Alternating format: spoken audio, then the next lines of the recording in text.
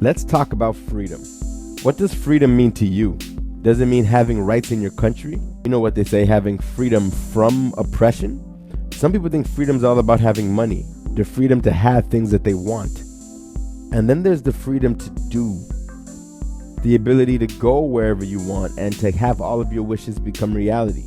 Most people fantasize about not having to work ever, and they often equate a sense of freedom with being physically healthy. Physical health and not having financial burdens are definitely a part of freedom. Have you ever met anyone who has all these things taken care of? Are they free?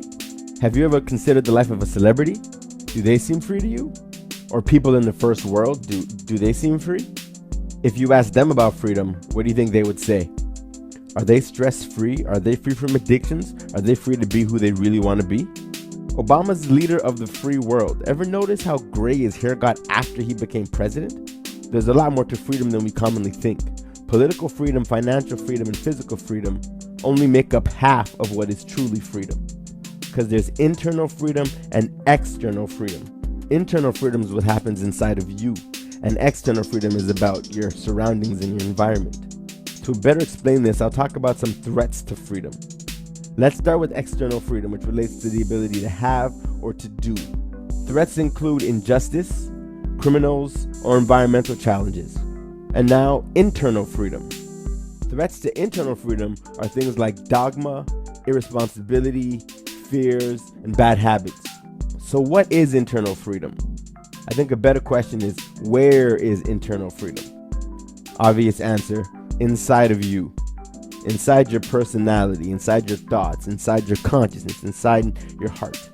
Internal freedom relates to things like balance and self-control and calmness and determination and willpower. It's all about the freedom to think what you want and to feel what you want and to be what you want.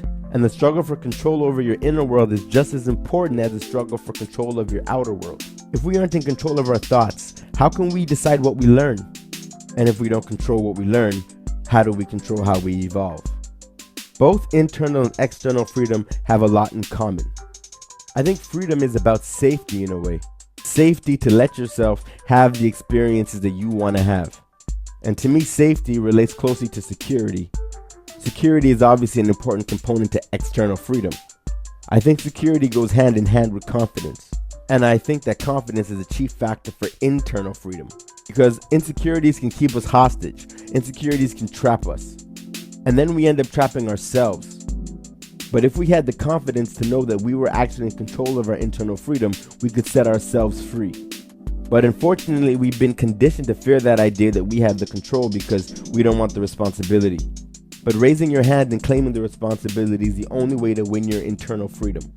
I think that power is directly connected to responsibility. But once you can own your responsibility, then you can get back your power and win. In future videos, I'll talk more about internal freedom when I talk about the might of thought, but right now let me summarize. There are two types of freedom, internal freedom and external freedom. While they operate in different spheres, both are intimately connected and related to each other. Both are important for our healthy development. We are physical bodies and consciousnesses at the same time. But I think these days we must pay special attention to our internal freedom. Accepting your own personal responsibility is the key to internal freedom. What does freedom mean to you? This video was inspired by Felia's Freedom article. I'll post a link to it in this description.